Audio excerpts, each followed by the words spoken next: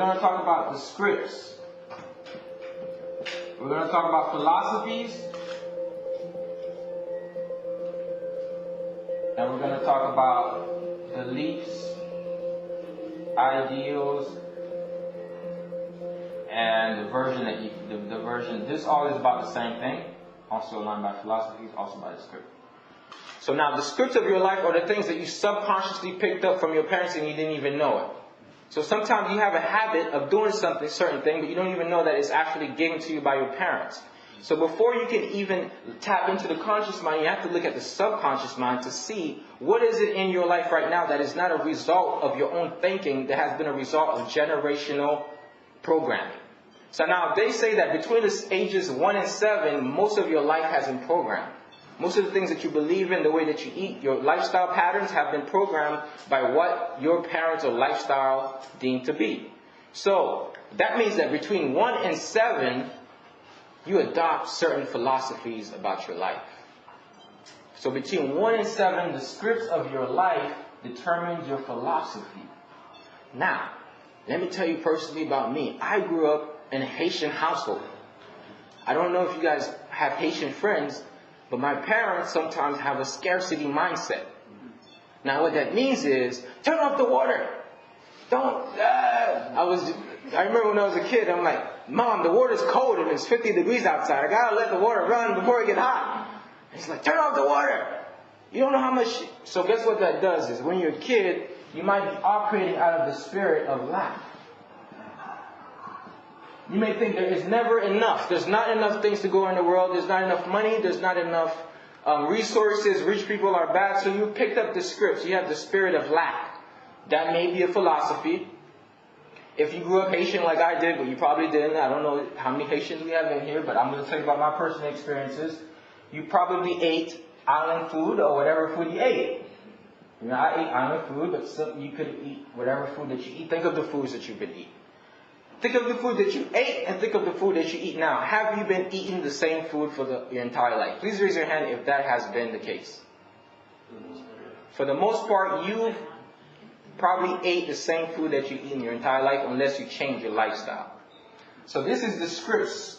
You have a spirit of lack, you adopt a certain philosophy. If I don't eat meat, I cannot live. Without meat, there is no life.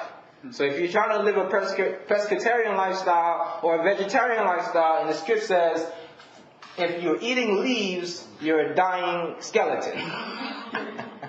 I got that. Like, you're eating leaves? What are you? A giraffe? Okay, so there's these scripts that you picked up. I've had one of my dad's friends, he was like, in Haiti, I know I keep bringing Haitian references, but this is my background. He said, when you have a big belly, it means that you are wealthy. So from the island, it's still got this slavery mentality. It says, if you have a big belly, you're healthy. No, you're wealthy. That means you have money to eat. So subconsciously, you could have picked up the philosophy that if I have a big belly, I have money to eat. Or on the other side, it could be that if I don't have a big belly, then I won't be accepted by my parents who have a big belly. Or all my family members won't accept me. Or maybe all my family members won't like me if I start becoming a vegetarian. So you pick up these scripts of your life over time. Let's talk about some emotional scripts. Let's make sure we're on time. So some emotional scripts can be as simple as, nobody likes me because I was rejected as a kid or I was bullied by somebody. So nobody likes me, therefore I'm not going to build any new relationships. So every day I'm trying to use my conscious mind to say, I'm going to make new friends. I'm going to go make new friends. Yay! And then like you walk up to me like, hey. Somebody said, I'm not good with people. I'm like, but I'm good with you. I'm like, oh, hyped up. I'm talking to her. I'm like, how you doing? I'm like, you're going to be the next Beethoven, right? She's like, I'm not good with people. I'm like, I didn't ask you if you're good with people. I'm just being good with you right now. So her script automatically popped up out of her mouth. So now this is how you determine what your scripts are. The things you say to yourself or about yourself to other people is going to give you an idea of what your scripts are. Some people say, I always miss out on things. always miss out on things. I always miss out. I'm always late. Or I always forget things.